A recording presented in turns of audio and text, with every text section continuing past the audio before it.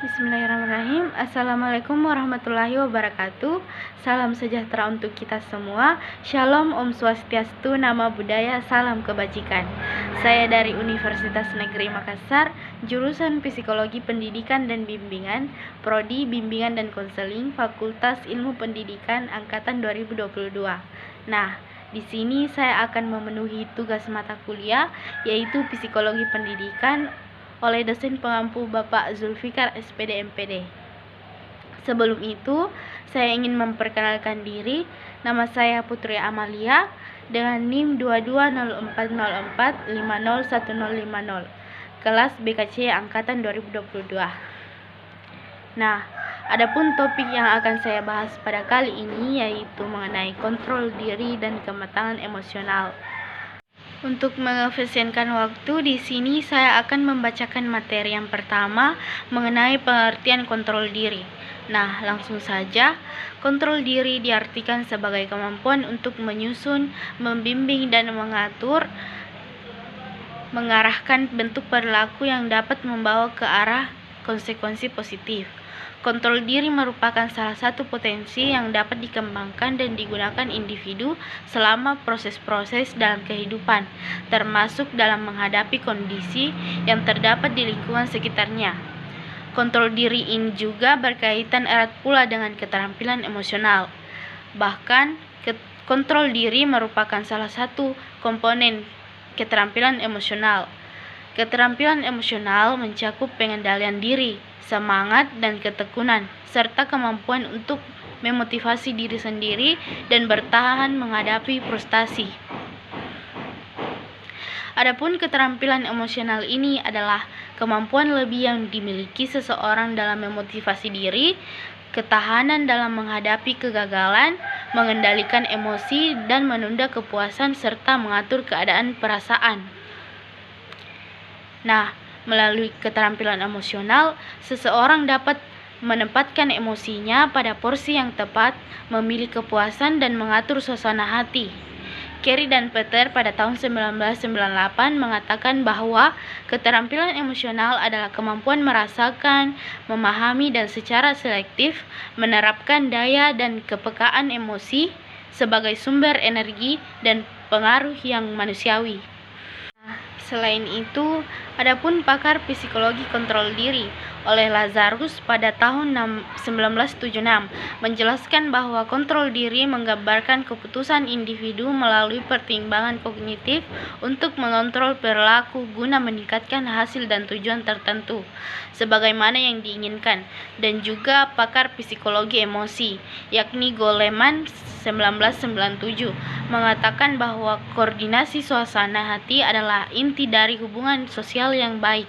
Apabila seseorang pandai menyesuaikan diri dengan suasana hati individu yang lain atau dapat berempati, orang tersebut akan memiliki tingkat emosionalitas yang baik dan akan lebih mudah menyesuaikan diri dalam pergaulan sosial serta lingkungannya.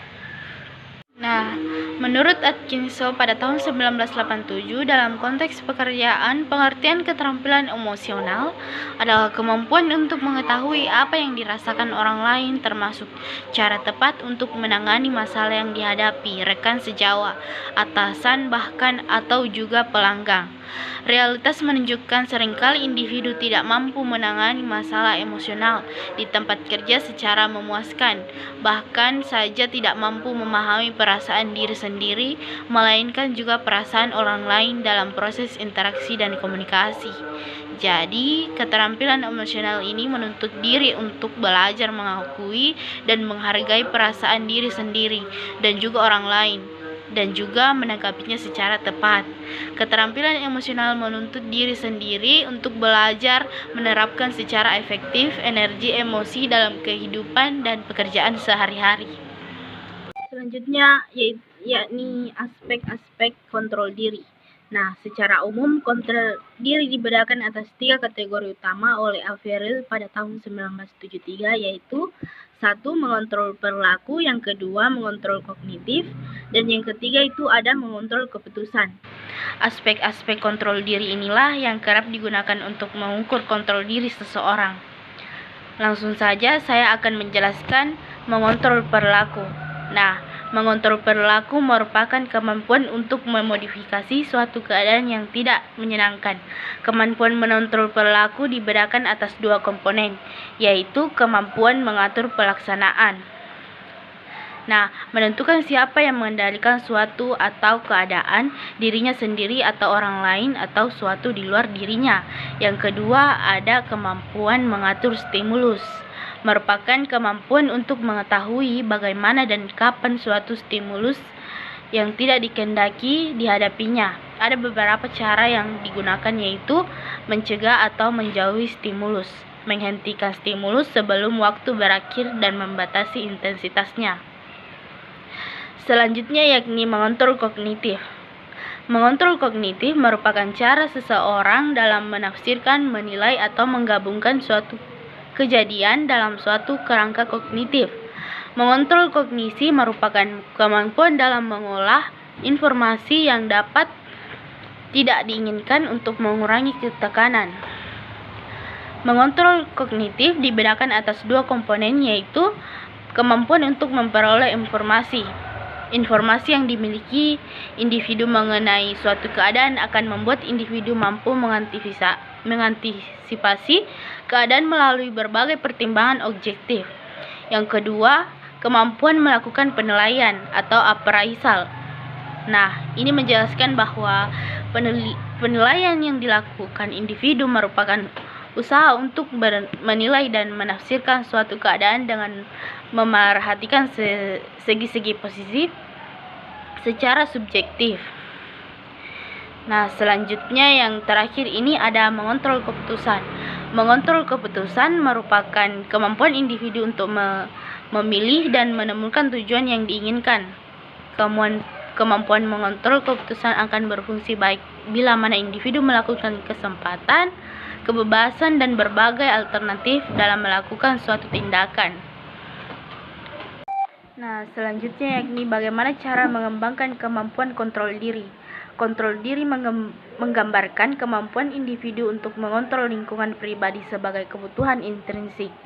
Ahli-ahli berpendapat bahwa selain dapat mereduksi efek psikologis yang negatif yang bersumber dari stresor lingkungan, kontrol diri juga dapat digunakan sebagai suatu intervensi yang bersifat pencegahan atau preventif. Secara umum, strategi untuk memaksimalkan kontrol diri dapat digolong dalam 3 kategori, yaitu membuat atau memodifikasi lingkungan menjadi responsif atau menunjang tujuan-tujuan yang ingin dicapai oleh individu.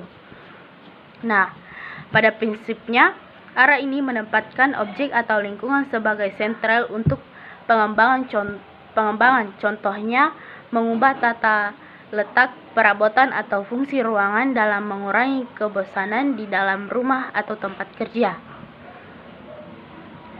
Yang kedua itu memperbanyak informasi dan kemampuan untuk menghadapi atau menyesuaikan diri dengan lingkungan, misalnya melatih diri mengantisipasi hal atau kondisi yang tidak menyenangkan yang mungkin terjadi pada masa yang akan datang.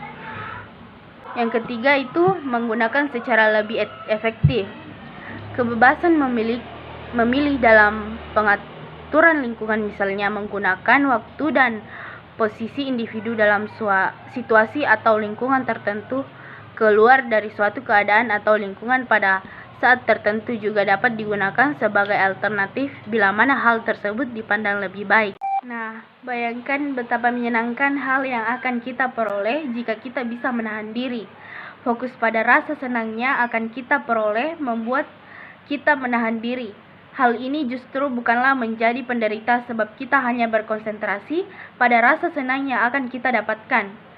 Jangan lupa saat sukses melakukan hal-hal kecil tersebut, berikan reward pada diri kita sendiri dan katakan bahwa kita hebat karena kita mampu melakukannya.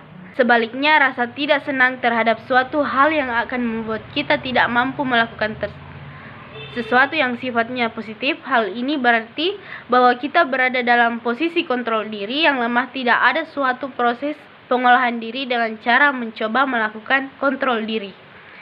Sekian dari saya. Apabila banyak kekurangannya mohon dimaafkan.